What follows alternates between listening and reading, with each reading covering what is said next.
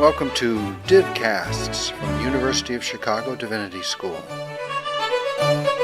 For more of our podcasts and information about our terms of use, please see our website, divinity.uchicago.edu/podcasts.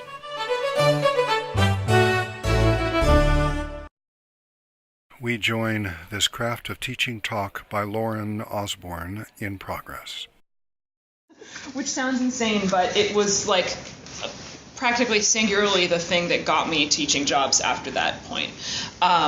So I started out teaching a class on the Quran there one semester, and then the following semester I taught a class on Sufism. And those were both classes that they both had in the system already that had been taught by a senior faculty member there, and they were working towards hiring a tenure track person because they just got this additional tenure line and they needed somebody to offer classes in the meantime. So, like, lo and behold, you get an adjunct, which is me, which worked out great for me.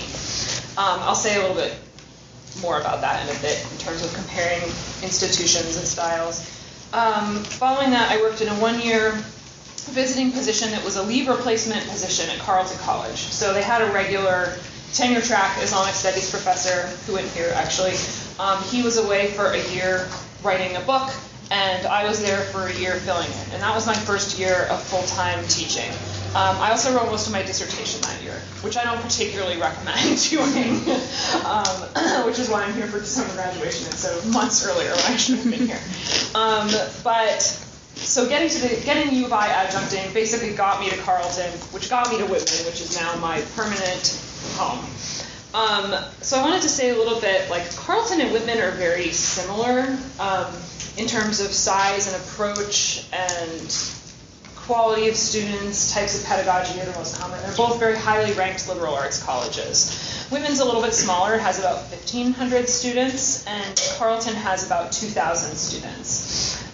So the quality of students at both schools is they're excellent. I mean, I couldn't ask for any better in terms of, like, they show up to class. If they don't show up to class, they send me an email and they're like, I'm so sorry I wasn't feeling well. And I'm like, it happens. Like, it's not the end of the world. They do the reading. They talk. It's great. Like, I don't feel like I need to have things like super detailed attendance policies in my syllabi because there's a culture of they know that they're expected to show up to class, and they know that they're expected to show up having done the reading. And, like, I clearly set the tone on the first day of class that that's the way we do things in my classroom, as it happens on every other classroom on those two campuses. So that is very fortunate. The U of I found teaching there, the students were quite different in some ways, but not quite in the ways that you would have expected from my students at Chicago, and then now from my students at Carleton and Whitman. So you can correct me if I'm wrong in any way. So I found, like, teaching at U of I, it was my first experience with an institution that big. I went to small places. Like, when I came to the U of C and started my MA here, the U of C felt big to me, right? So when I got to the U of I, it was like, just holy crap, this place is, like, massive. And especially being an adjunct, you have really very little contact with the institution whatsoever. There were a couple of faculty members in the religion department there who very kindly helped me and sort of shepherded me and observed me, in which, like, they didn't have to do. They were not obligated to do that by any stretch of the imagination. So it was very nice of them. But the institution as a whole, I had no clue what was going on there. So I didn't know who my students would be until I showed up for the first day of my Quran class in the fall. And I saw I had about 30 students enrolled, which, coming from here and my own background in the liberal arts, I was just horrified. I was like, no one's going to say anything. That's like a massive class. What am I going to do with all of them? How am I going to grade all this stuff? They're never going to talk. It's just going to be a disaster. And then I showed up and, like, very quickly realized that almost none of my students were majoring in humanities disciplines. They were more Muslim than non-Muslim, which has been the case at the U of I, but then absolutely the opposite at both Carleton and Whitman. And they were mostly majoring in, like, sciences, like some accountancy, like non-humanities disciplines. So to them, this 30-person class felt really small, which was nice because like it shocked me that I was like, oh, we're immediately able to have conversations, right? Because like comparatively speaking, from their like a 200-person lecture scenario, this is a small class in which they can have a conversation. So that was great. I found, though, because of their backgrounds not being humanities focused, that they just had different skill sets than I was used to teaching. So like my students here and then subsequently at Carleton and Whitman, like when I tell a student we're going to do a close reading and you need to write like an argument-driven close reading paper on a passage of text, it's clear what that is, right? But my students at the U of I, this was not something that they had necessarily been taught before. So I really had to work up to that kind of thing. But that said, they were all great students, like frankly just as willing to put in the work as my students at more elite institutions. I hope the phone recording can get scare quotes, more elite institutions. I found really at the U of I, like my best students at the U of I were as good as my best students at any other institution I've taught at, like hands down.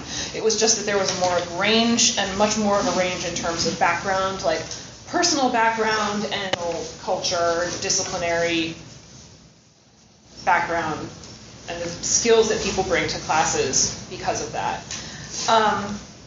So that said, I noted that most of my students at the U of I were Muslim. Carleton and Whitman, out of all the students I've taught, I've had only one Muslim student in a year and a half of teaching. At Carleton, I know there were a few other Muslim students, a handful. At Whitman, there's maybe, I think, like 3 Muslim students at the whole school, which is kind of it's representative of a massive problem in the liberal arts that I feel like I have to say something about in this, but like I don't quite have words for it, and it doesn't necessarily pertain to teaching Islamic studies. Just that I have a great deal of anxiety of having been very clearly like a candidate for liberal arts teaching jobs, and like am I kind of reenacting or reproducing a certain kind of privilege of elite education to elite education, right? Like I come from a very elite education background. Like I went to this fancy hippy-dippy high school in Portland that many of my students at Whitman have gone to. I don't know if you've seen in the past few months in a few different kinds of publications, there's been a lot of press about Whitman and the astonishing lack of economic diversity amongst the students there. So this has been in the news. There's also an astonishing lack of like racial, ethnic, religious, really many different kinds of diversity are lacking there. So this is something as kind of like embodying the type of student that they now have way too many of that I have a great deal of anxiety about. That said, there are some key institutional differences between Carleton and Whitman that I feel like I have to highlight. They're partially sort of regional cultural differences, and they're also differences that speak to, I think, like the fact that not every liberal arts college is the same, obviously, right? So they're very similar in terms of structure of curriculum. They're very similar in terms of like the approach of the religion department. Many of the people teaching at both these institutions come from either Chicago or Harvard. Like there's very much a shared vocabulary of how we teach religion and how we teach Islamic studies within that. The students at both schools, like I said, are excellent. They do the work. There are some cultural norms that are very different between like Minnesota and Washington State. So most of my students at Carleton had had some sort of experience with religion in some capacity before, right? Many came from like Protestant Lutheran backgrounds. I had a couple students there who'd gone to Catholic school. I found that a lot of students who come to college having gone to Catholic school have a very strong vocabulary for talking about religion in the classroom, obviously, which is great. So there was a degree of comfort with the existence of religion, right? And like I didn't have to battle an assumption that, for example, if someone is religious, that they are therefore like crazy or something like that. This is something that I encounter a little bit at Whitman, which is why I put it that way. So at Carleton, that was an advantage in the classroom. Students were very polite, like to a fault in the classroom. Extremely difficult to create conflict, even like soft conflict, where if students would read a text and understand it slightly differently, everyone would kind of be like, even getting them to be like, oh yeah, I sort of saw something different, but you know, that's okay. Like, that doesn't make for good class discussion, right? It's like very difficult to get students to be like, no, I think this word means something different from the way you're reading it, and here's why. That really, like, working against students' politeness, or oftentimes give them not texts that are offensive, but probably saying something that, like, challenges their norms. Like, for instance, Sayyid Qutb. I really like to use Sayyid Qutb in classes a lot because he's, like, extremely readable and kind of shocking for them in some ways, right? But getting them to acknowledge, like, oh my gosh, he's saying this thing about jihad. Like, I don't know what? I'm not entirely comfortable with this. I don't know what he means by this. Like, it's very difficult.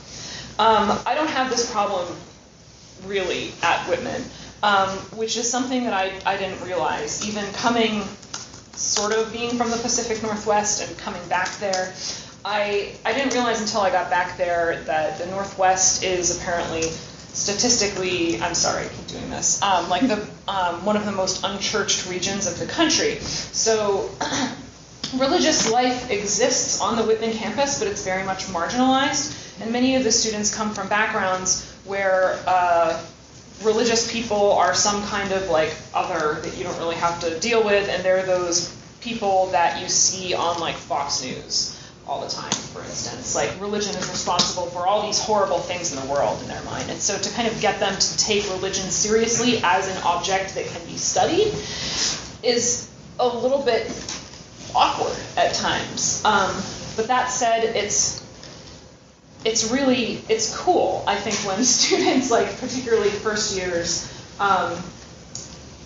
they read in their freshman core class at Whitman a number of different religious texts. And when they're presented, for example, they read a fair amount from Genesis. And they read from that Robert Alter translation, that's like really very bare.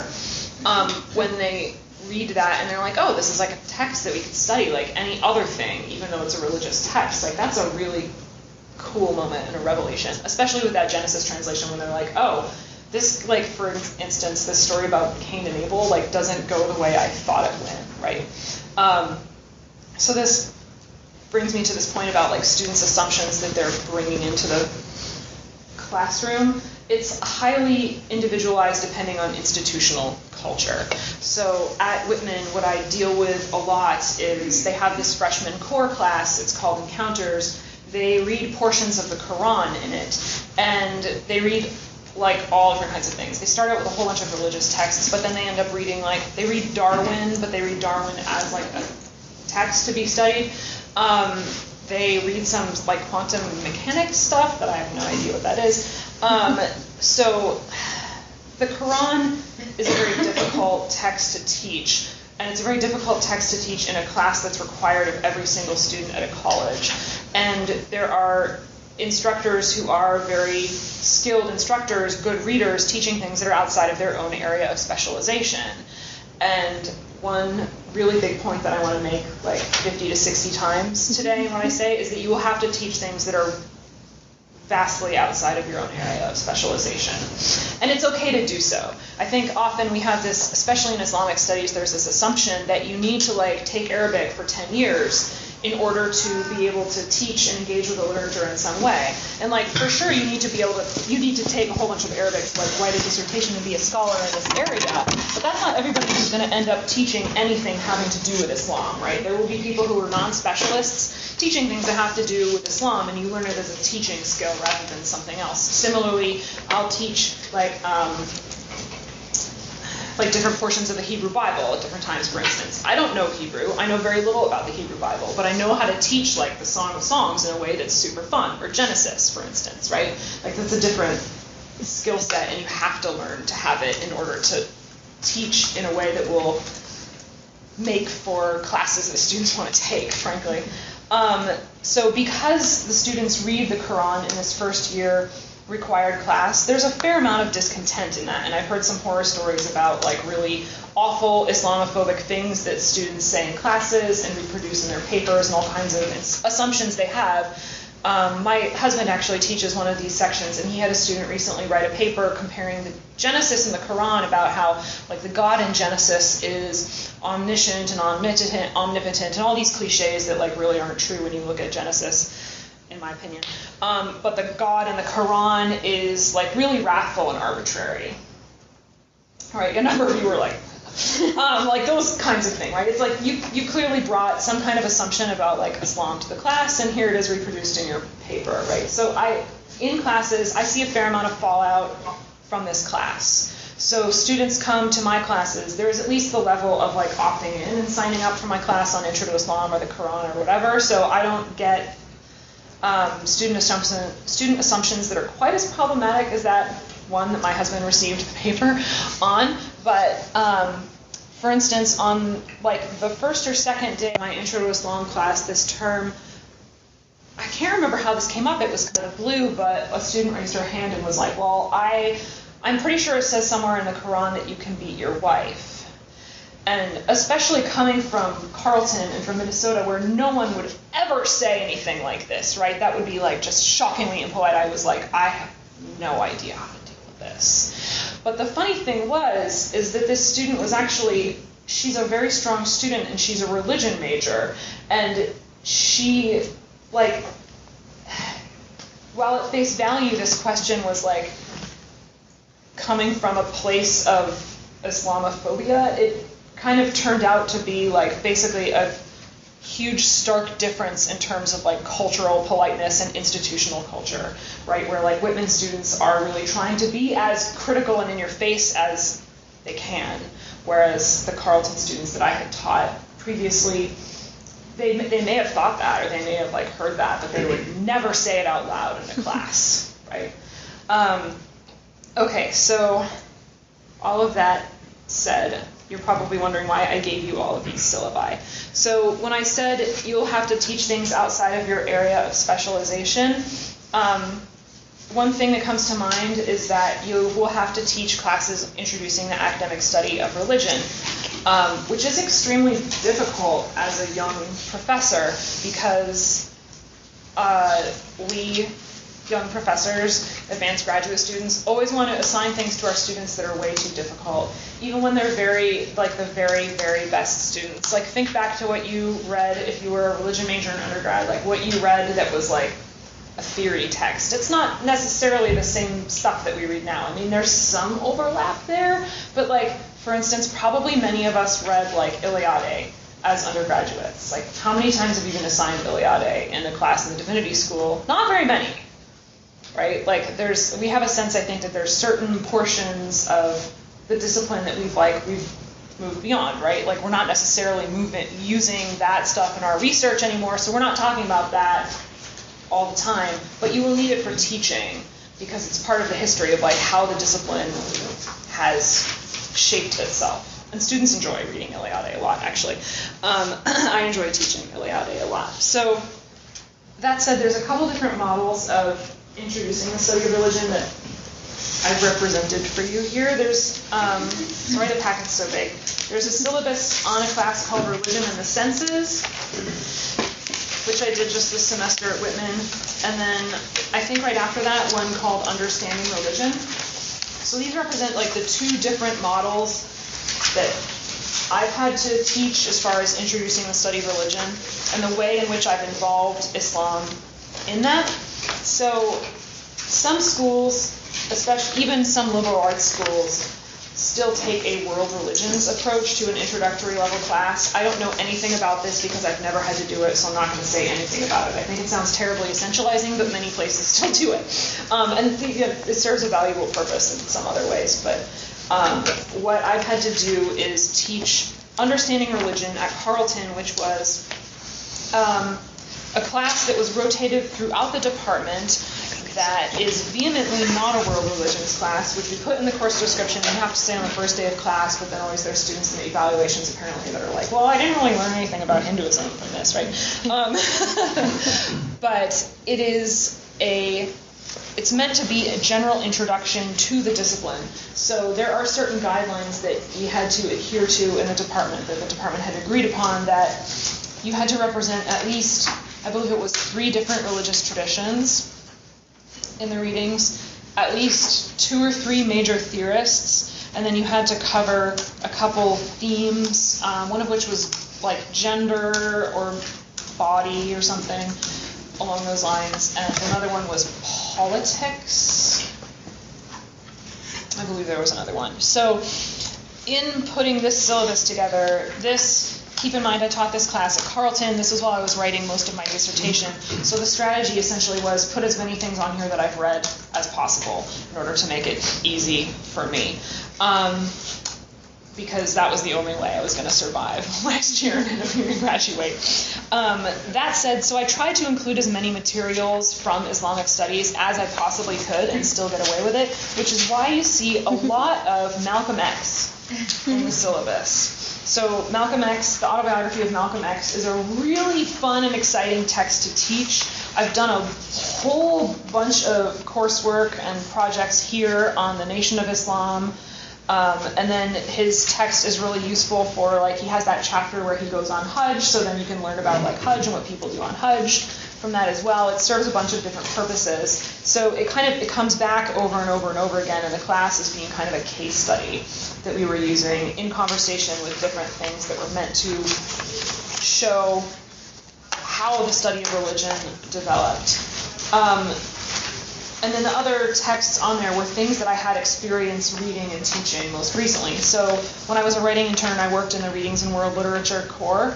So one of the instructors I worked with used Genesis as her instructor's choice text. So I had some experience of that through Genesis in there, through the Bhagavad Gita in there, because I had worked with that a bit before as well, and a number of other things that I already knew.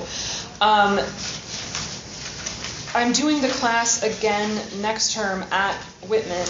Whitman, however, has a very different model of the way the discipline of religion should be introduced to students, which is that you need to make a course that is thematic, and it's meant to represent the study of religion as conducted through some particular thematic lens. So that's what my Religion and the Senses class is.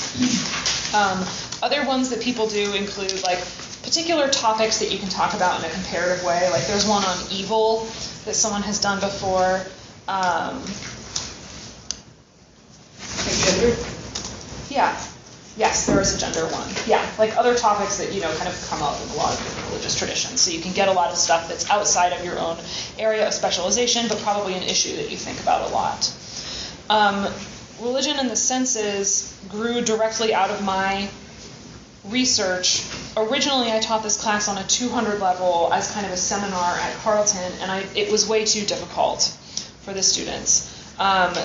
I taught it this semester after kind of like bringing it down to a 100 level as being kind of a demonstration of, like, here's how we can think about religion, read like many different types of literature. So there's things in here that are like primary source literature where we're reading, like, okay, how are the senses being used in, like, well, the Song of Songs is on there, obviously. There's a whole bunch of poetry and so on and so forth. Versus there's some things that are more like ethnographic studies, like Diana X. Darshan is a really good one for a class like this. And then there's some other secondary texts about really cool things that students love about different like saints and martyrs who had really strange things going on with their bodies, right? Like dying and then smelling like flowers, and somebody chops off your hand and the smell, it's like contagious. So there's all different kinds of literature from religious studies in the class. It grew directly out of my research because I was told at one point by someone, the person for whom I filled in at Carleton, actually, he was like, well, if you have this literature on like sense experience in religious practice that you have to read for your dissertation, like, there's no better way to like force yourself to read it than to assign it to a seminar of students and have them grill you on it. That model worked to some extent. However, that's how I ended up with some things on the original version of this syllabus that were way too difficult. And there are still some things on here that are way too difficult. Like, for instance, that J.Z. Smith essay on the second day of class. If anywhere, that should be at the end of the class. It's a hard essay. Wendy Doniger's Implied Spider is excellent for the beginning of a class like this, and partially this has to do with writing style. Like, her book is written in a way that undergraduates, it's totally accessible to them, it's super grabby, and it communicates, like, really complex ideas in a way that they understand immediately. The original version of this syllabus, I made the amazing mistake of including Merleau-Ponty in, like, I think the first 2 weeks of the class, right? Because I was like, well, we're talking about, like, bodies and experience. We have to talk about Merleau-Ponty. It was a disaster. It was such a disaster. I came to class that day. Like, a third of the students dropped the class because we were still at the added drop period, which, if you're ever in a visiting position, by the way, be very concerned with keeping your enrollments up, because if your classes get cut, you will end up having to renegotiate your contract if you do not do the original course load. That didn't happen to me, but it would have had this class been cut.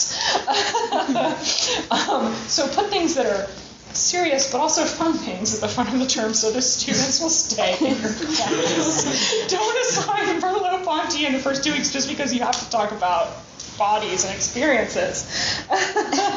So I ended up having come class today and being like, okay, like, this is what phenomenology is. Like, I hope this helps you with the reading. It was terrible. So, you know, we learn through mistakes like this. I learned through mistakes like this. Islam classes, you're probably wondering about. So I have a couple syllabi in here that are kind of like stock Islamic studies classes that get taught everywhere. What I really would have liked to have done for you is to show you like a bunch of different syllabi that represent how different people do these things. But I don't want to be like printing out and distributing other people's syllabi, especially without their permission. But that is to say, Quran and Intro to Islam, these get taught everywhere. Like liberal arts colleges, not liberal arts colleges. These are stock classes. Probably many of us took them at some point. Although ironically, I never took an Intro to Islam class. And I will freely admit that while being recorded. So, Intro to Islam is, for me, the most difficult class I teach. And it's in part because of the title. So the anxiety, of course, is for me and many other people, it's introduction to this thing that is Islam. Right? So there's a lot of stuff that I feel like has to be covered that has nothing to do with my own research, right? That, like, I don't think about, let's take Islamic law, for example. That's like kind of a highly specialized subdiscipline, the academic literature of which is pretty, like, it has a pretty high point of entry for me as a non-law specialist. So how do I deal with teaching this thing about which I know very little to undergraduates? So the simplest answer to this essentially is Google and look at other people's syllabi. So if you Google, and if you look on the Wabash Center syllabus database, you have to search sort of selectively, and there's not that many things for Islam on there, but there are a few, but really Googling gets you more. You can see the number, like the huge range of ways in which people have approached these kinds of classes. And if you have someone that you know, or someone that you know who they are, who is, for instance, a specialist in, let's stick with the Islamic law area, and they have to teach an Intro to Islam class, like, ask them to suggest readings and ask them about how they approach it. So if you're thinking about putting together like an Intro to Islam syllabus or a Quran syllabus, like, there's no need to reinvent the wheel. Everybody teaches these classes everywhere. And you can look and see online like the hugely diverse ways in which people approach them. So the way I think about them, which is just, it's a way that makes sense to me, like there are pros and cons. I don't think it's like the perfect way, and I don't think it means that it's totally great and somebody else's way is terrible. Intro to Islam, I begin more or less with a historical approach, which is not the way I think about things in my own research at all. Like the historical stuff that I teach, a lot of it is stuff that I learned over in Pick Paul in the Islamic, what is that sequence called? Thought and Literature. Thought and Literature, thank you. Yes. I draw like a lot on what I know from that class. It's not stuff that I learned in the Divinity School. So I begin, and you'll see I use Professor Donner's book in here also, which is great in combination with like sort of competing historical narratives about the early tradition.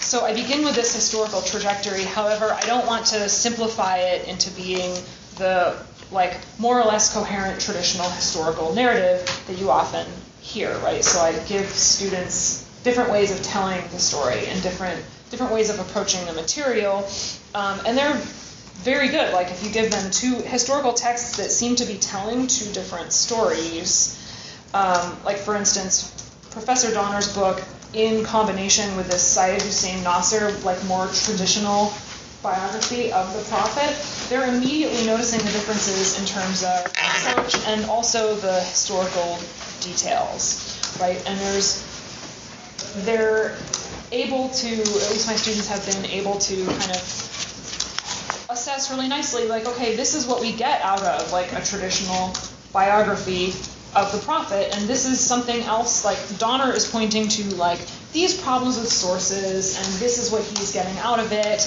And they're really very good at kind of holding these up as being like two examples, both of which have advantages and disadvantages in trying to understand like what this tradition is that we're being introduced to in this class, right? So the approach is more or less historical for the first few weeks. I spend a good deal of time on the Quran just because that's what my own research area is on, and I really want to be able to grab students from the Intro to Islam class and get them to take my Quran class. This has to do with the crisis of enrollments in the humanities, right? So now I'm in a tenure track position. I don't have to worry as much about enrollments, but like I want students to take my classes. Students will always sign up for a class on the Quran, but I would prefer if more students who know something about the Quran sign up for it, right?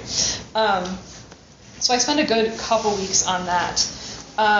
Then you'll see several things that, I don't know if you know anything about me and my research, are completely outside of my own area of specialization.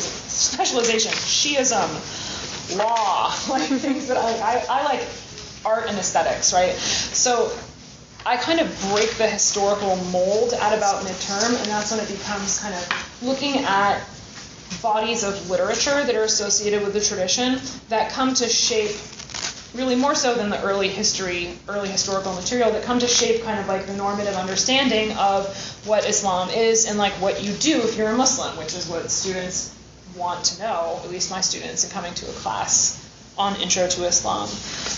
Then towards the end of the term, it becomes topics. So a number of questions that are kind of not really addressed if we look purely to like early sources or like the tradition's own academic literature, right? Such as rituals, gender, bodies. The end of this term, I spent a fair amount of time on different things that may be called fundamentalism. So on November 13th, there's this essay by Roxanne Euban. Many of you probably have read her book that is closely related to this essay. This essay is it's difficult. It's very good for teaching because it gives students a very clear definition of like, this is a thing that we can define as fundamentalism, and it's not tradition specific, right? So they can kind of draw on a lot of different examples. And then she points out, like, we can understand the way different things fit under this definition. They're not all doing exactly the same thing, right? So they're not necessarily relating to, like, modernity or technology or, like, people with other faiths. They're not doing that all in the same way. So it gives students a really good vocabulary for, like, understanding a rationale behind something that they might have thought of as being kind of a monolith before. So that's where the Sayyid Qutb fits. You'll see I don't have page numbers down for milestones in this most recent version of the class because I thought they could read all of milestones for 2 classes. This was way too much. Even I try to keep my students at around, it totally depends on the type of text, but in the 40 to 50 page range of reading for each day of class. That said, it's completely different if I'm talking about like poetry or scripture or like really dense academic writing. I thought Sayyid Qutb he is very readable, but it was too much material, so I ended up cutting it back. He's one of the examples that Roxanne Euban draws on in this essay, so the material flows really nicely together. the end of the class at Whitman is a little bit awkward because we have a week off for Thanksgiving and then come back for 2 weeks of class. And people told me this. I didn't believe it was true until I really saw it. But students come back after Thanksgiving and they've forgotten like everything.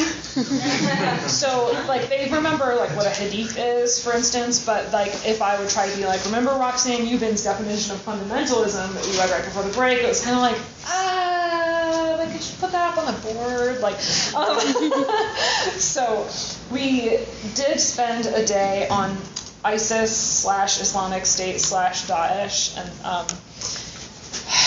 I have ordinarily in the past avoided anything having to do with like modern political issues in the Middle East because I would not want to present the assumption to students that by understanding Islam you understand that stuff. However, ISIS is kind of a case that needs to be addressed when you're like when I spend the first 3 weeks of the class being like, this is what a caliphate is, and you know they're hearing about this thing in the news all the time. I want to give them some kind of vocabulary for understanding this. If you wanted to know what I assigned them, I'd be happy to send you the links that I assigned them. But basically, it was Professor Dustar's citing piece, "How Not to Understand ISIS." There was a piece by Michael Muhammad Knight called.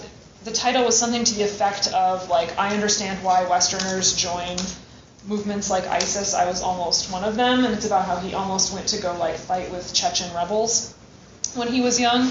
And the students really got into it. He sort of argues, like, yes, what a thoroughly American thing to do, to go travel halfway across the world and fight for freedom. Like, you're basically doing it because G.I. Joe.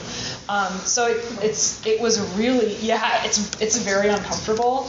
I was uncomfortable with it. I thought my students would be uncomfortable with it. They were not.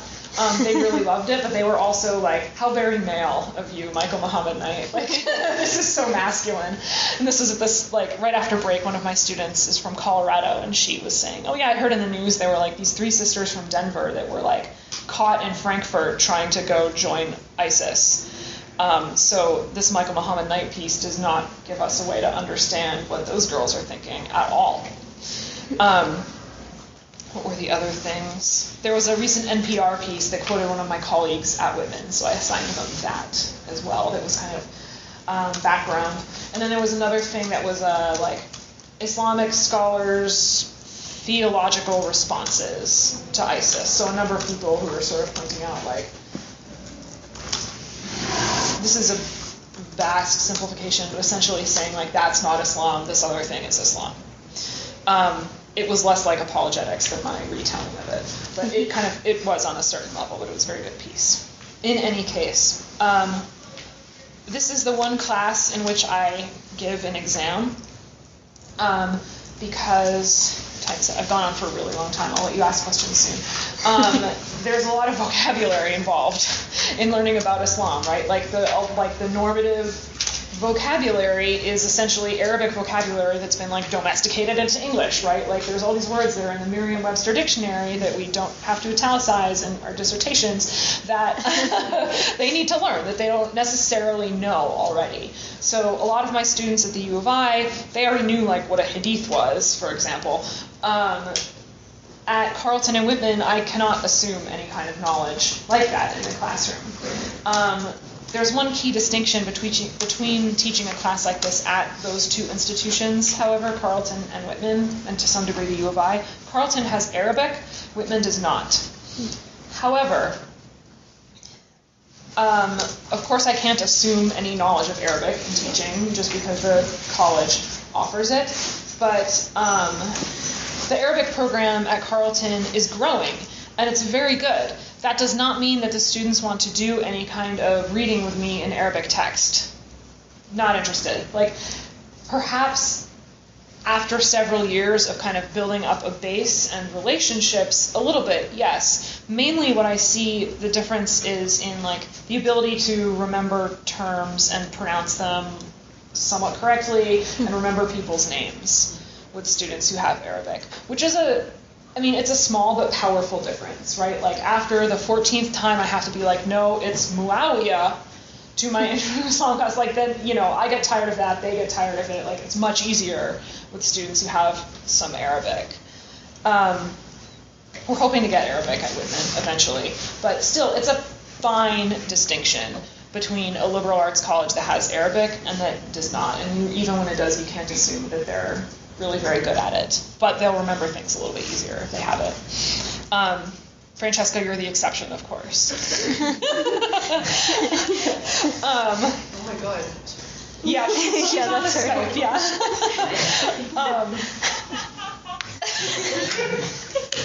Okay, so Quran class. I've done this one twice, and I'll be doing it again next semester for the third time. I take what is sort of a combination of a thematic and chronological approach. So I really, in putting this class together initially, I wanted to draw pretty much on the Celsian model, but without the Arabic prerequisite, and doing close readings and really focusing on like Quran as Quran. So my first big hurdle in doing a class like this on the Quran in which students don't have Arabic is which translation are you going to use? This is such a terrible choice to have to make. I, for the first 2 years, have used Abdul Halim, which is good for a reader. It's not good in the sense of like,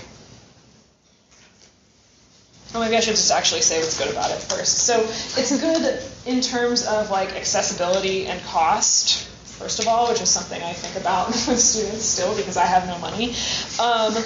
It's good because it does not provide a ton of footnotes. So I would never want, as much as I love the Yusuf Ali translation, I would never want to use that with students because it gives them the answers to like everything in the footnotes, right? Like I want them to have to kind of look at the text in as bare a form as possible. I don't want it given with like the normative Yusuf Ali understanding all laid out for them in the footnotes. I also am not a fan of like King James style English, but that's just more like my personal issue. Many people like that. So Abdul Halim is relatively readable, modern English, not too many footnotes, cheap text that can be easily acquired.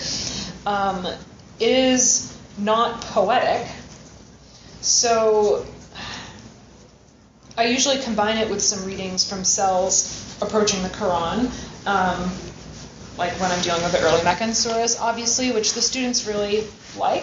And as much as I would like them to see a poetic translation that kind of tries to reproduce kind of like the rhythms and like the feel of reading the Quran, often more poetic translations don't contain enough information to really give the students something to grab onto. So Abdul Halim often will provide like prophet in brackets, or mostly prophet in brackets. Sometimes he'll provide like Quran in brackets when it doesn't necessarily appear in the Arabic text. And at first that really kind of made me cringe, right? Because I'm like, this is not like what it is. But if it's just like a pronoun, the students don't have all this background to kind of be able to extrapolate, like, okay, this is the way in which the Quran like usually refers to the prophet. So I know because of all these other passages that I've seen other places. They need something to kind of go on at first. Like Abdul Halim provides them those extras. And since it's in brackets, like they know, they're astute readers, they know it's in brackets because it's not really there.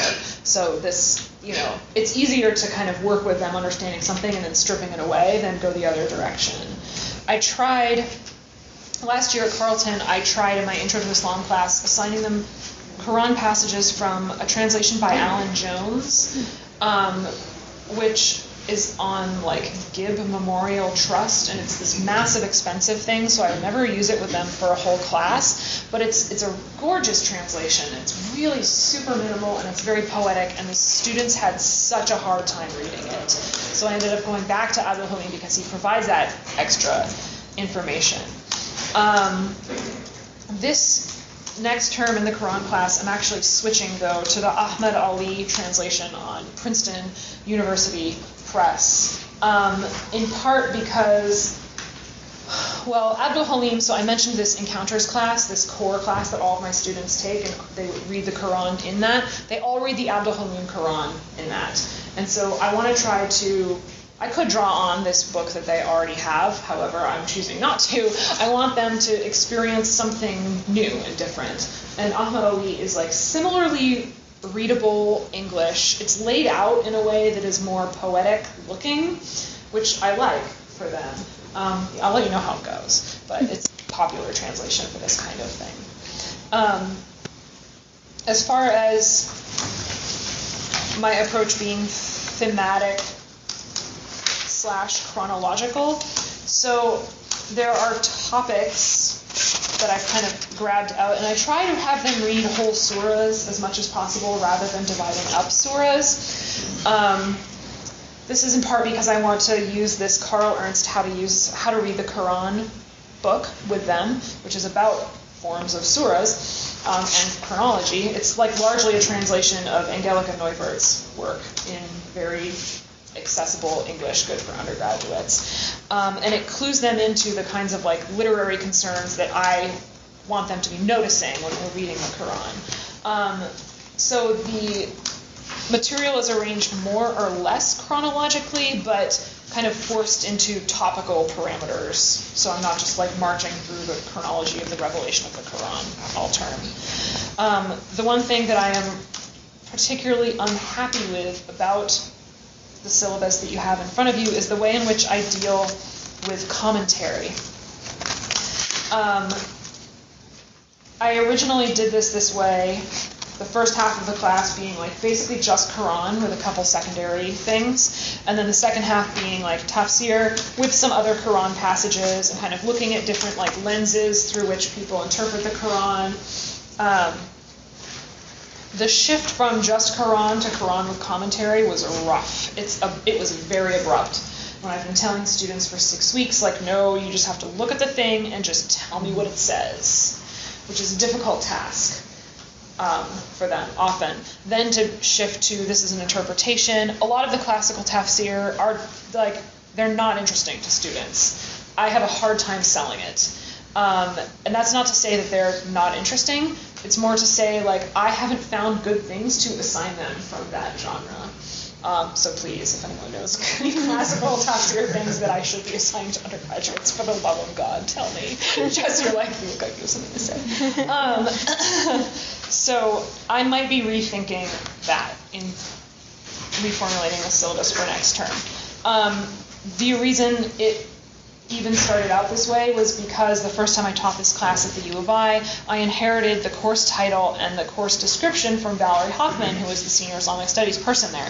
So I inherited basically the way in which she thought about the class when I kind of stepped into this mold, but then I was free to do whatever I wanted with it. So of course, seeing this information, that like shapes the way in which I'm going to think about it. So I'm hoping to kind of like break that mold in rethinking about it the next term. One more thing really quickly, and then I'll break for questions. Mystics and Saints of Islam, basically a Sufism class. This is another one that I did at the U of I, in which I inherited the title and course description from Professor Hoffman. I'll be teaching it again next term, however it's now called Islamic Mysticism. This is because Sufism, as a technical term in a course title, students might not know what it is. So I say mysticism because that's a word that they know. And I can kind of break down like what are the problems with this category in the class itself once they have shown up for the first day, having some kind of an idea of what it's about. In that class, I take a very textual approach just because of my own background and inclinations. We do a lot of reading from Sell's Early Islamic Mysticism. However, I also use Valerie Hoffman's book, Sufism, Mystics, and Saints in Modern Egypt, which is like sort of historical ethnographic study of Sufi orders in modern Egypt, and it's tremendously valuable for teaching. She brings up so many of the same terms and concepts that you see in the early Islamic mysticism reader that students really struggle with, and her book is so clear. It's excellent. And it also gives them kind of a perspective into something more modern that they could relate to. Mystical texts they're extremely difficult to teach because they're good students, they look at the text and they read it and they want to know what the words mean, right? Which is often not the point, especially if you're reading like early Sufi literature, trying to get them to kind of work on a different level and see how the text is like performing something for them and kind of accept that on a certain level, like they're not really being given access to what this is about. Like, we're not really doing what the person who wrote this text or said this thing wants us to be doing. We need to kind of understand it in the way in which we can. That's a very difficult boundary to cross with students, which is why when I teach this class at Whitman, it will be on a 300 level, not a 200 level. am similarly working on, with a colleague, a 100-level class that is an introduction to the study of religion through mysticism, although we can't agree on the title. So then finally, hearing Islam. So when I've said you have to teach outside of your area of specialization, like, unless you know me previously, you have no idea what my research is on from all of this, right? Like I said, it's about art, right? So it's on Quran recitation. I almost never, that doesn't really get me very far in, like, an Intro to Islam class, for example, right? A lot of that stuff, even though it's in the discipline of Islamic Studies, is well outside, especially coming from a place of, like, finishing my dissertation, being extremely focused on this one super specific thing, and that is not what I teach. Hardly ever. And this is a function, of course, of, like, the structure of religion departments at liberal arts colleges. There's 5 of us in our department. So I've got a lot of ground to cover, right? When you think about, like, every kind of approach that someone could take to the study of religion, every, like, religious tradition, everything ever, like, and there's only 5 of us. So Quran recitation, I get to talk about it, like a couple times a year. So that's where this class, Hearing Islam, came from. It was a course that was thought of for me, again, by the person that I was filling in for at Carleton, and it's a class that is really more directly related to my research, and it's about all these things that are sounds that have something to do with Islam. I have a music background as well, so there's a fair amount of music in here. And when I taught it at Carleton, it wasn't cross-listed, but it served like a particular requirement for the music students as well. And that's actually mostly who ended up taking the class, was music students. I had no religion majors in it. This one I essentially taught like a graduate seminar at Carleton, which worked to some degree, but again, it's now on a 300 level at Whitman. So often I think when we teach things that are most closely related to our own areas of interest, the literature that we think is like good teaching literature is very difficult for the students. So I'm not sure how much more I want to say about this. Besides, in the new version of the syllabus, there is a lot more about music. In the Carleton version, the class was less than half about music. You can see, like, by week 6, I'm like, okay, now we can start talking about, like, what's the deal with music in an Islamic Studies class. I need to do that much earlier in the term, after we're spending, like, 3 weeks on Quran recitation. I like this class because, and I will not assign this Michael Muhammad Knight 5 Percenters book again, because it is so distant from the rest of the material in the class. It's a really great book, but it's because it's a more of a like journalistic book. It's a lot of pages for one thing that is not super related to the rest of the material in the class, unfortunately. I need to find some other way of talking about 5 Percenters. One thing about this class that is good and speaks to a problem with my Intro to Islam syllabus, when you're thinking about sound and music and practice in Islam, this takes you out of the Arab world really quickly. So I spend a good deal of time on Quran, but like very quickly, we're reading things about like people in Indonesia, and we're reading about like Sufi music, and there's a lot about South Asia, and then there's like, now I have a lot more stuff on hip hop too. Which is great because it's an Islam class that's not totally Arab. My Intro to Islam syllabus, if you take it home and take a more critical eye to it, you'll notice this syllabus is almost entirely Arab.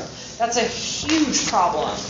And it reflects like my own area of expertise, right? Like obviously I spent a great deal of time like learning Arabic and thinking about the Quran, so like that's the stuff I'm familiar with. Even those things when I am stepping away from like early tradition, Quran, what have you, like the best sources I know for teaching on some of these topics in the syllabus have to do with Arab things. Like, okay, so we're reading Sayyid Qutb. Okay, great, he's Egyptian. Like, okay, so there's, I have a chapter from this Valerie Hoffman book. Oh, that's about Egypt too. Like, there needs to be less Arab stuff in this syllabus. It reflects like my background and also like a lot of the field, unfortunately.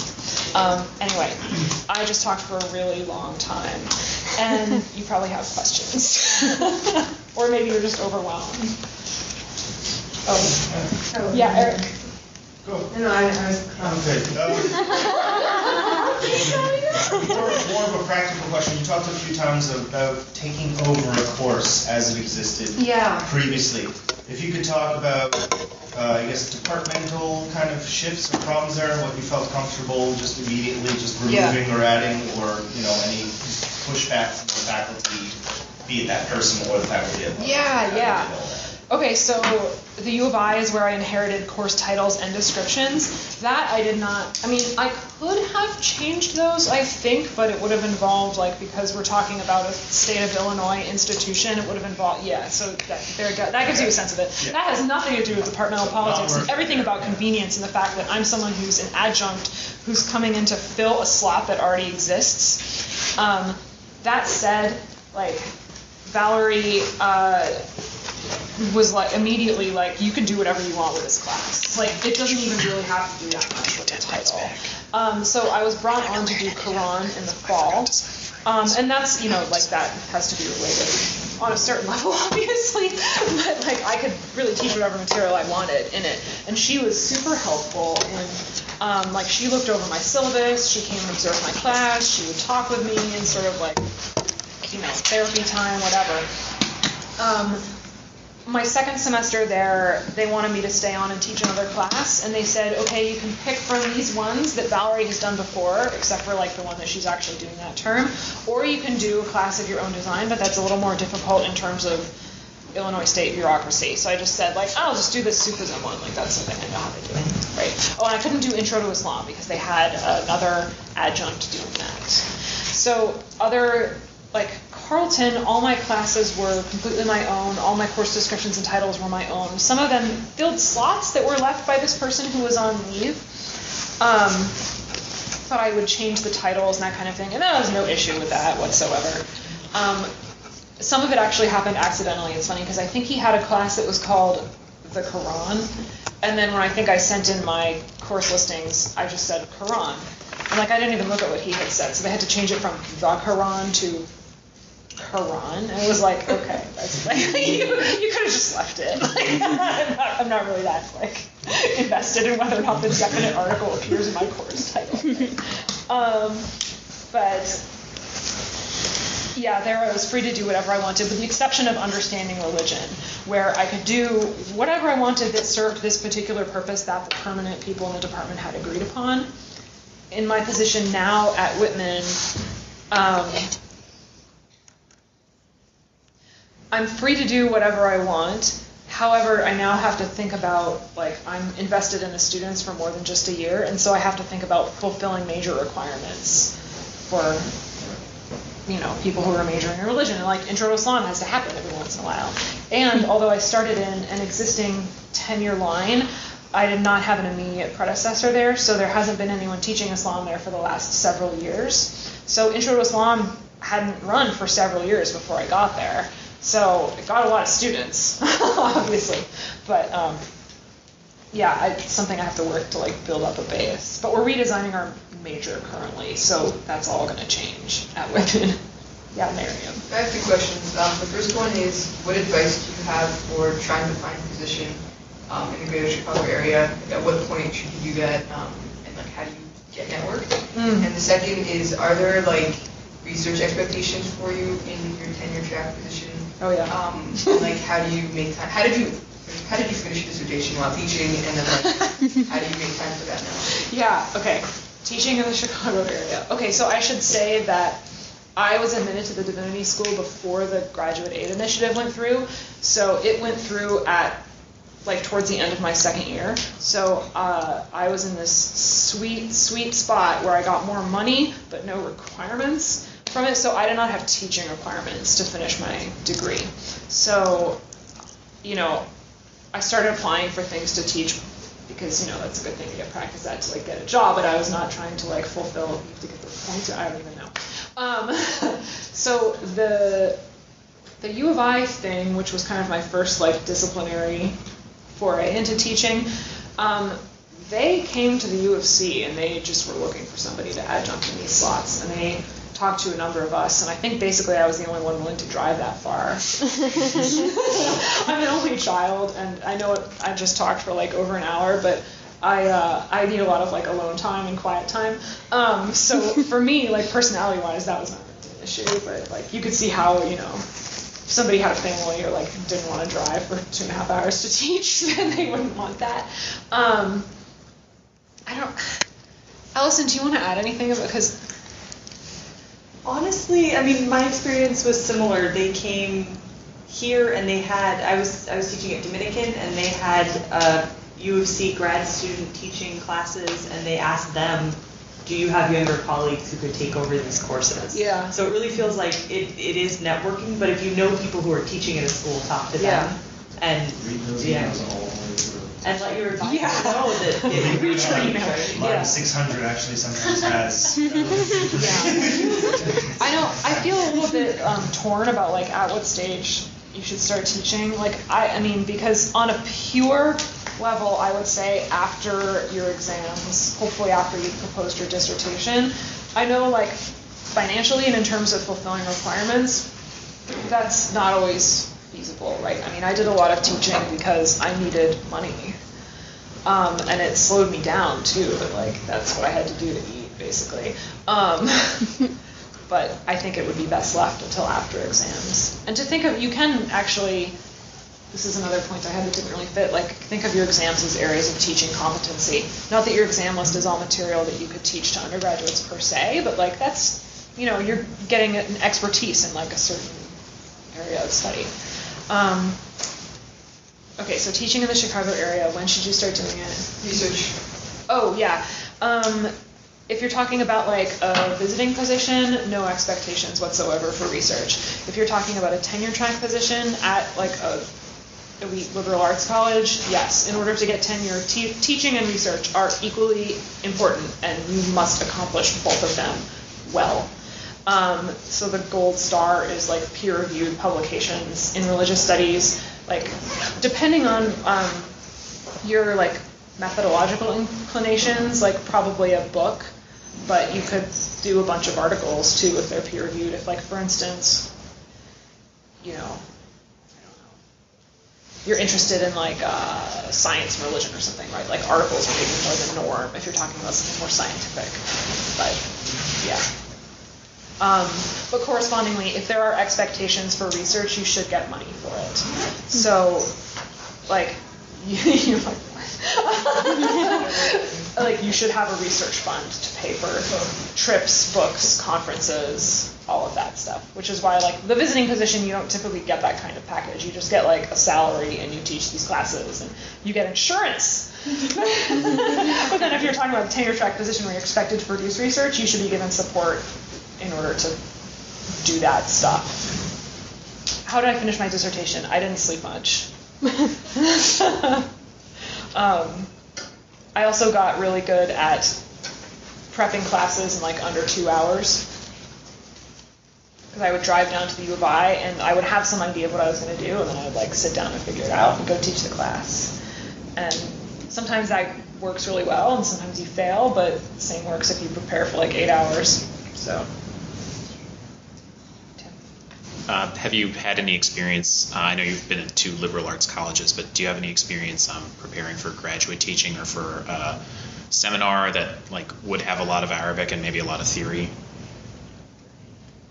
No.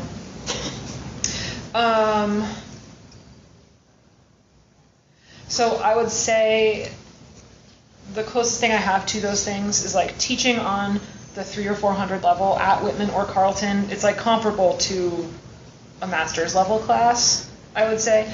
Both Carleton and Whitman, well, all students at Carleton have to write a senior thesis. All religion majors at Whitman have to write a senior thesis. At Carleton, they have a really strict word count. Wait, Fran? How long is the comps at Carleton? What's the maximum? It varies by department, but so for religion majors, it was like maximum 40 or 45 pages, like an article length. Okay. Yes, thank you. 40 or 45 pages at Carleton is what the students produce, and it's an independent research thing. And I advised 3 of those last year at Carleton. 2 of them were on Islam. One was originally going to be related to music, which is how it got given to me, but it ended up not. But you don't really have to have any expertise in the specific thing they're writing their thesis on in order to help them with it. But that was like guiding students' independent research. At Whitman, unfortunately, the senior theses are around 100 pages long. Both schools have an incredibly high rate of students going to graduate school, and many of them basically end up turning their BA theses into master's theses. So advising those things. I've found one skill that liberal arts students don't seem to get taught, and I can't remember if I was actually taught this or not, is research and like writing a research paper, because I feel like I did that as an undergraduate, but in the instances when I've assigned it, I've been shocked the extent to which they cannot do research and they cannot write a long paper that is driven by an argument and supported by research. So I found it's like a skill that you really specifically have to teach and put in a lot of assignments that like build up to that final thing. I will be doing our senior seminar at Whitman in the fall, but I haven't thought about it at all. Yeah, Can I ask? Well, actually, I had another question, but a follow-up question to that. So when you're teaching, or when you're assigning research papers in a class that's not a writing class, like, do you have to devote like specific lectures to like this is how you write, or like how do you build that into your teaching? Mm-hmm. And then also I noticed that you had, well, like the Hearing Islam had like a lot of music, but then you had like some film screenings and stuff. Mm-hmm. So I was wondering how you decide to like use different media in the classroom and how students respond to that versus like texts. Mm-hmm. Okay, so research. The Hearing Islam syllabus, I think I have like a couple assignments that lead up to this final research paper, and it was not enough. Then, so they wrote like critical book reviews essentially, and they were very good at that. They had to turn in like a statement of topic for their final paper. It includes some citations. They had to give a presentation, and it's like all of this was still not enough. And so I met with the person at Whitman who's in charge of our writing program to ask like, okay, how can I do this better when I do this? And she suggested like basically do even more, like make them come meet with you to talk about their topic. Allison and I were just talking about annotated bibliographies. I think I might turn this statement of topic and citation thing into an annotated bibliography to make them think about it more, rather than just being like, I'm interested in Sufis, and here's 3 books about Sufis, to make it like, here are a bunch of sources, and they have to say something about like how each of them fits. I would still have them do book reviews early in the term, but then some kind of assignment between the book review and the final paper, like a literature review, essentially, which is like, not like a book review is like a book report, like there's a critical element to a book review, but you also have to say what the book does in a book review, which is a little bit book reporty. But then a lit review being more like a review article, you know, where there's several books and you're sort of saying like, okay, these are the, like, for instance, if your topic is like Quran recitation, you take like 3 key books that are on Quran recitation and essentially say like, these are the ways in which people have talked about this topic before, and like here's a gap where I could fit in, or here's what, you know, here's how their approaches have shaped like how they understand their subject matter, and it's leaving this question aside or whatever. So like talk about these sources in conversation in order to get them closer to thinking about some point they can make that's their own point, and fitting that stuff like under the umbrella of their own point, rather than just being like, I think this book is awesome and I'm going to rewrite this argument that this author made. Which even at a very good school, like, students do. Yeah. Well, you had another question. Oh, about like media. Media. Yeah. Hearing Islam, I use the most media, and I do different kinds of things. Sometimes there are some films, and I have assigned them to watch films or like a talk or two on YouTube. Like I'll assign them that outside of class. I'll use examples in class for listening and watching, like short things, right? So it's like, okay, you read this fairly dense article about like Vicar. Okay, like let's look at a couple examples of things. They're like sort of 5-minute videos, and we'll watch, and we'll like have it in class so we can kind of move it around and look at different parts of it and keep it short so it's not like movie day per se. But they do like showing them an example that's like something that they read about, or I'll have them listen and watch outside of class as well. If it's different from the stuff that they've listened to outside of class, then that gives them an entree to kind of discussing like the stuff that they did as homework, watching, listening, reading, and like, okay, I thought it was going to look this way, but you just showed us this thing that's different. Something like that. Although I think it is important, I've learned going from like the 10-week term to a semester, you have to build in breaks when you're looking at a semester because students get tired. So the syllabi from my UI classes, you'll notice it's like 15 weeks of just like material coming at you, right? And the students at about week 10 became like irreparably tired, and then about week 12, I became irreparably tired, and I was like, oh, this is why you have not necessarily movie day in the middle of the term, although some people do that, but something fun and there's something easy for them that's still valuable at some point in the middle of the term. How do you make sure they've done the reading or check their assess for that? Yeah, one thing that I wanted to talk about but didn't really was like what I do in the classroom. I do very little lecturing, and when I do, it's information that they need in order to understand their reading. It's not like the same thing that they read. Unless the thing that they read is extremely difficult, or I feel I need to put those points in a slightly different way.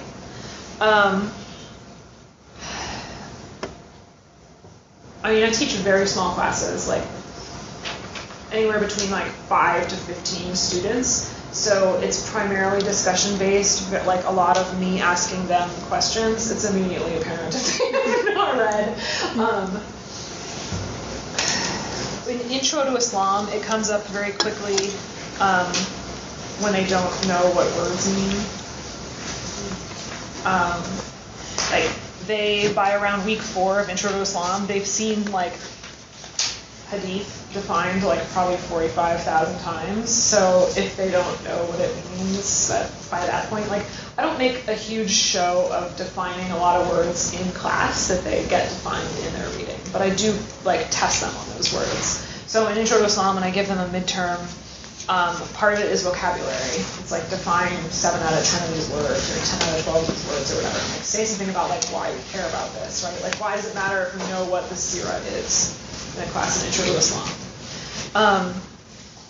And then I give them a few like quotation IDs, not like a needle drop test, if you've ever heard that from like a history class, but like, here's a passage from the Quran, like tell me something about it, like what kind of surah does this look to be, like what is it doing, what's it about, how does it work? I think I mentioned that's like the one test that I give, basically, is an Intro to Islam. I was thinking this term it's too easy, but I might change it to like 2 quizzes earlier in the term, and then have them do another paper. That's more work for me. Early on in the discussion, you mentioned something about teaching the students at Whitman, and you said something about the diversity, and I wasn't quite sure I understood what you were saying about it. You said something with a type of knowledge or something that you were... If I'm replicating elite education? Yeah, like so. What does that? What are your thoughts on that? If you comment more, and also, it's related. Just in terms of your teaching at the U of I, you had mostly Muslim students, there's non-Muslim students. I guess I'd be interested in your like theory of how to approach that, but just also like what was it like how did you approach it? Because I mean, part of it's also you had a lot more experience one versus the other. Yeah. But what was your sort of? Did you find that things were you were teaching it differently, even just as a result of just adjusting to the situation you were in, or do you just have like a very sort of tight way that you want to always present your material? Yeah.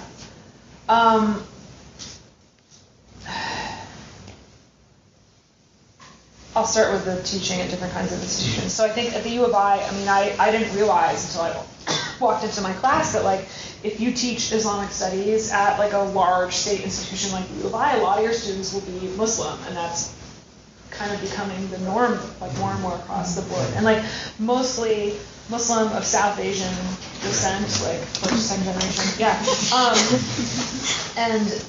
But then obviously that was like over half the class, I would say. And then the other, third being non-Muslim, knew nothing about this, just came to this class because it looked interesting or they have some related interest or whatever. I mean, I wish I'd known that, like, would have been the case before I walked into my classroom on the first day, right? And so I constantly felt myself like, well, the students, they would ask me about my religion. And one funny thing that came out is often the Muslim students would be like, okay, but okay, they were talking about like Moses and Khidr one day, and they're like, is Khidr in the Bible? And I'm like, I don't know. Like, I know I'm a white lady, but like that doesn't mean I know everything about the Bible. It was kind of funny, but like, being a new teacher, I mean, that's a really hard classroom to balance. Like people who have like varying degrees of experiential knowledge, right? I mean, I had some students who like had a lot of really good traditional education and like knew a lot coming into the class. More than you on certain topics, probably, right?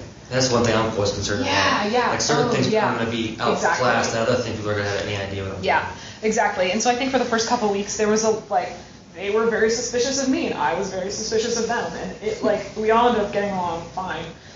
It was a hard classroom to balance because, especially as a new teacher, like we often, as new teachers, teach at way too high a level, and so if I have a fair, like over half the class knows something about the material I'm teaching already, like I'm automatically going to start teaching at a much higher level, and like that's unfortunate for those kids who came there knowing nothing about it. So probably like if I had that situation now, I would think much more deliberately about like how to, I don't know, take some kind of middle path or something. One thing I did in that class that I think worked really well was I made them do a lot of small group discussion. And I do this still in every class, but like I would break up the groups, just, like count 1 to 5 or whatever. So like you would not just be in a group with your friends, right? You would have to talk about like this passage of text with the other students in the class. So there at the U of I, like students encountered just a lot of different viewpoints in like doing a close reading of a passage. So I would give them a passage and I would give them like 5 questions or something like that. Like if it was Quran, it would be like, do a close reading looking for this thing, like narrative, perspective, address, like what, sort of images or themes are appearing when you notice about this. The one problem with that approach in a class like that is that sometimes you get students acting as sort of self-constructed authority figures, which I, don't want to be happening in my classroom, right? Like, I'm friendly and casual with students, but in no way do I want them to think that I'm not the authority figure in the room. And I was surprised, actually, when I first started teaching. It was like, I don't know, we all have anxiety about like constructing ourselves as authority figures and like, they're not going to take me seriously if I like wear this thing or whatever. And I kind of was like, oh, if you just walk in and start acting like you're in charge, that people who are students in a classroom setting kind of just go with that, right? Like, yeah, it's like, okay. The only times I've ever had anything resembling like a discipline problem was one time I had to go out of town. This was at Carleton, and my senior white male colleague taught my class for one day, and he was the Asian religions specialist, and there are many people of his generation who were Asian religion specialists who used to have to teach Intro to Islam back in the day. So he took over my class for one day, and he's like a 60-plus white dude. And then I came back the next day, and coincidentally, I was also wearing pink. And I had like students talking while I was talking, and they had not read, and I flipped my shit. Like, it was the one time when I ever just singled a student out and was like, well, I'll never forget this. It was what they had read Sayyid Hussein Nasr's biography of the Prophet, and I was like, how would you describe his depiction of the Prophet? Like, is it positive? Like, just the most glaringly obvious question, and this kid was like, I don't know. Because I was just like livid. But that's the only, when not given that comparison, I haven't found it to be a problem for students. As far as diversity of student body, this is something I have so much anxiety about. If you Google, Whitman economic diversity, you'll see these news stories recently. There was one of those stupid U.S. News and World Report ranking things. There was one on economic diversity that took some sampling of it was like elite schools or something, ranked them in terms of economic diversity of the students, and Whitman was at the bottom of the list. It was last. And I'm not sure that actually means that the schools that ranked higher than it are any more economically diverse. I think all these administrators have ways of kind of playing with those numbers and whatever. Like, by and large, my students at both Whitman and Carleton have come from extremely privileged backgrounds in a number of different respects. But, like, and students who are either like first generation college students or coming from like rural areas, like, or, you know, working class, like what have you, like,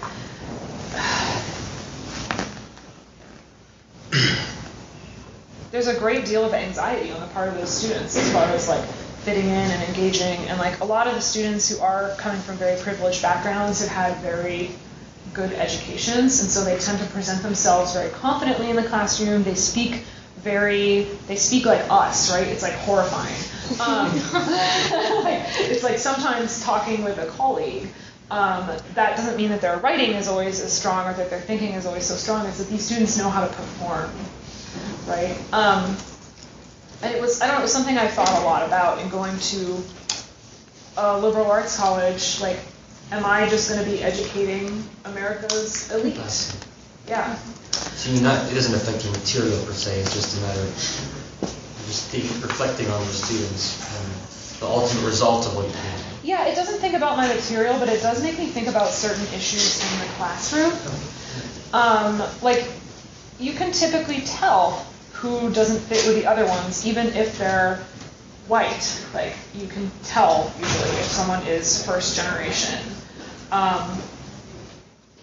I really think it has to do with how students speak and how they act and like the confidence level in the classroom, and who's comfortable coming to office hours too. I work really hard to try to sell my office hours and make it clear that like everyone is welcome. But if people, a lot of my students are children of academics, right? So they're very comfortable coming to office hours. But like if you come from, for example, like a working class background, and the teacher has always been like someone that you like you were talking about, like someone you don't bother. The professor is someone you don't bother. It's hard to get those students to feel like they can come and talk to me in my office hours. So I also just think about like,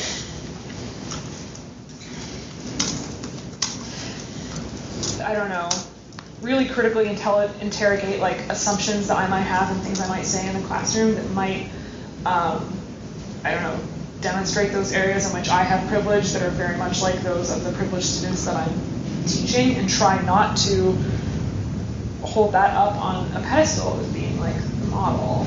So I don't tell my students where I went to high school, even though sometimes they ask me, because I went to a fancy private school in a region that many of them came from.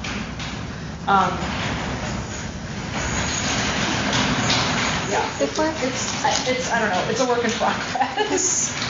Before I get to the next question, I do want to say it is 1:30, so those of you who have to go, like, please feel free. You don't have to stay for like extra discussion. I'm sorry, I went on for so long. So if I take this. Does anyone else want coffee before it goes? Yeah, last call for call. But yeah, I don't think anyone's like waiting for the classroom, so we can keep talking if Lauren is okay with Thanks that. for listening to you guys.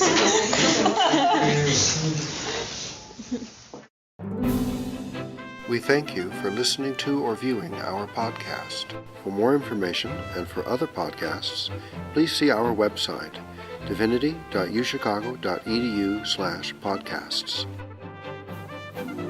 Copyright, the University of Chicago Divinity School.